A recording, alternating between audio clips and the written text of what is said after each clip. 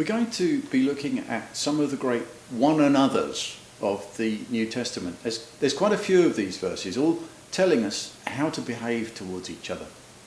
And between them, they all describe a very specific sort of relationship.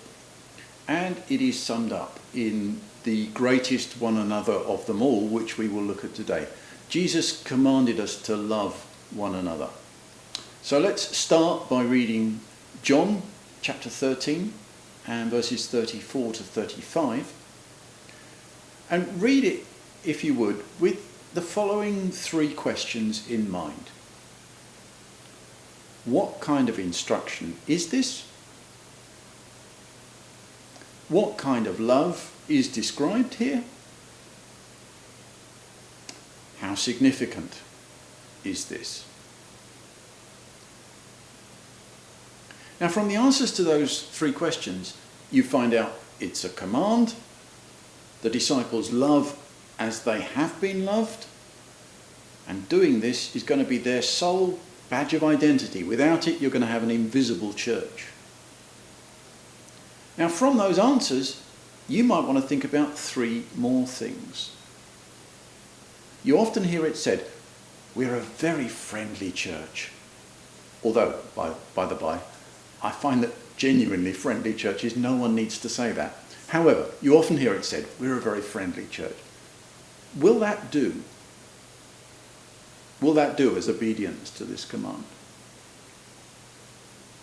We're often content to have polite relationships. Usually by polite, we mean relationships where the hostility stops just short of full-blown rudeness. Will that do for obedience to Jesus' command?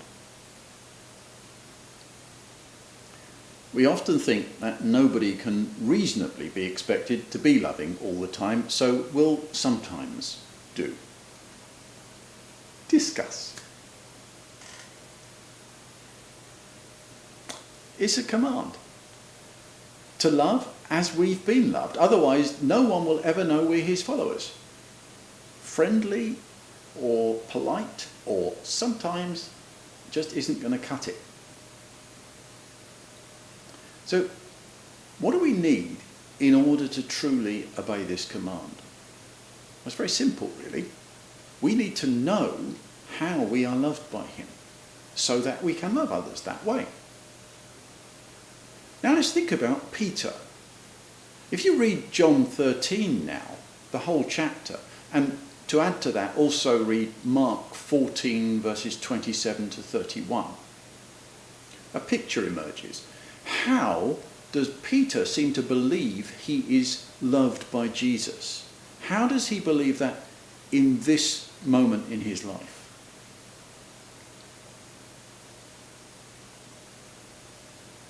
I don't know about you, but I think in his mind he is loved as the first among equals.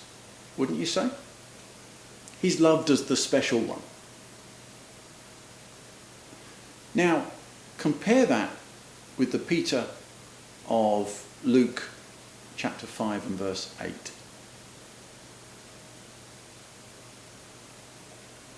Now here's another question. Assuming that he obeys Jesus' command and loves how he thinks he's been loved, which Peter would you rather be loved by? The Peter of John 13 or the Peter of Luke 5:8? Would you rather be loved by the Peter who thinks he's loved because he's special, or by the one who can't understand why Jesus wants anything to do with it? What difference will it make to the way you get loved in either case? What changes someone like Peter? We'll read all about it. We know how the disciples and the 72 were sent out and the kind of things that they did. Read that in Matthew chapter 10. And then you could read Matthew 14, verses 25 to 32. What does Peter do here that no one else does except Jesus? How about Matthew 16, verses 13 to 20, or 17, verses 1 to 4. Wouldn't all these experiences have suggested to Peter that there beside the lake all those many months ago, Jesus wasn't actually loving someone who was undeserving of his love, but he was loving someone whose true potential had not yet been realised? Another question then. How can our memorable Christian experiences end up giving us the wrong idea about how we are loved? Do you think the ones we love will be able to tell? Two more passages to look at.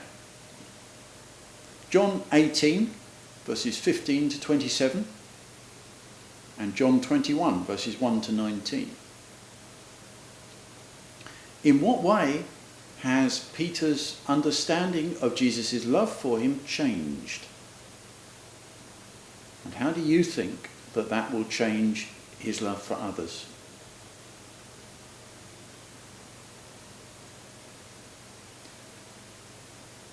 Two more questions to finish. What are we allowing to shape our knowledge of God's love for us? Is it all about achievements, charisma, popularity, good name? Or is it all about Jesus and his cross?